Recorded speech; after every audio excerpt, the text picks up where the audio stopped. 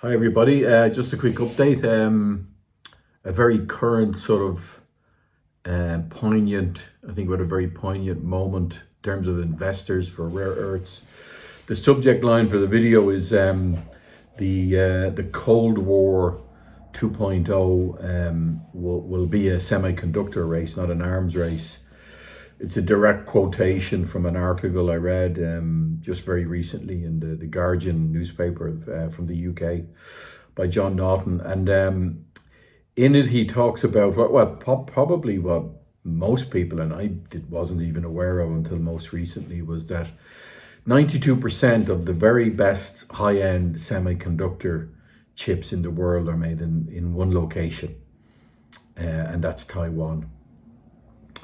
And, the article sort of gets into detail about the fact that, semiconductors are just not needed. We think of them in terms of electronics, but, they're embedded in everything in the 21st century. They're essentially the sort of backbone of, all tractors and cars have, basically the small computers in everything.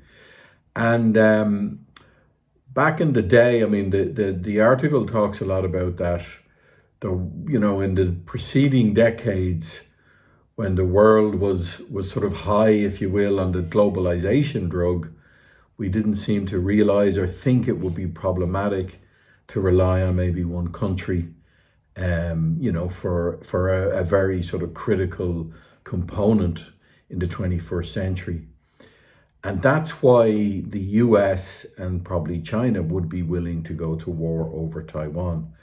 The Taiwanese semiconductor manufacturing company makes 92% of the best quality semiconductors. The other 8% I think are in South Korea. So the technology is in Taiwan, which China sort of sees as part of the motherland, and it's only across a very narrow strip of water. And anybody at all who's listening in would be aware tensions are escalating, not just between the US and China, also between Europe.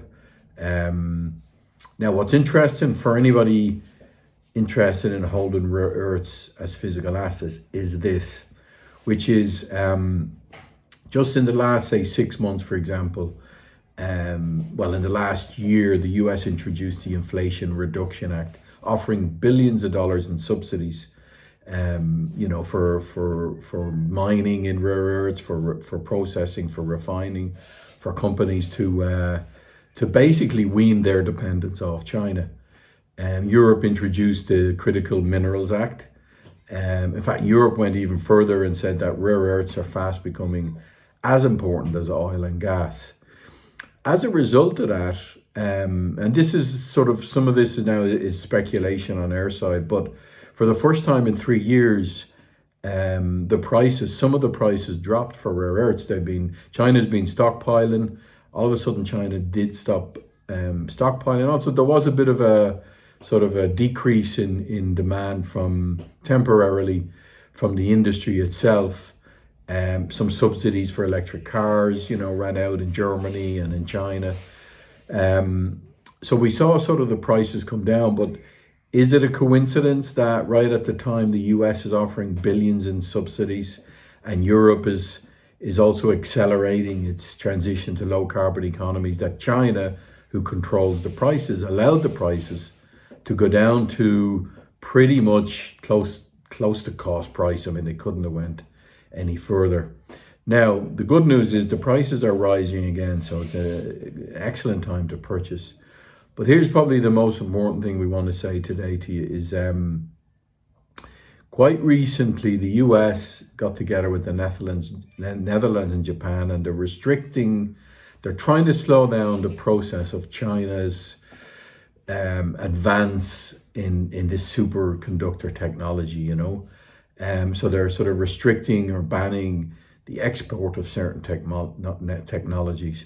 Now, what we're hearing, it's been widely reported, is that China has put plans in place to restrict the export of rare earths, to ban the export of rare earths to the US, Holland, and Japan. If that happens, we're going to see prices increase. There is a precedent here. The last time China restricted exports was in 2011. They had a territorial dispute with Japan. Japan detained a Chinese trawlerboat captain. In retaliation, China restricted exports. We saw prices 5x and 10x. Space of 3 or 4 months. So right now, that's apparently what China plans to do sometime this year. So it's a good time to buy rare earths. Thank you very much, and we hope to see you soon.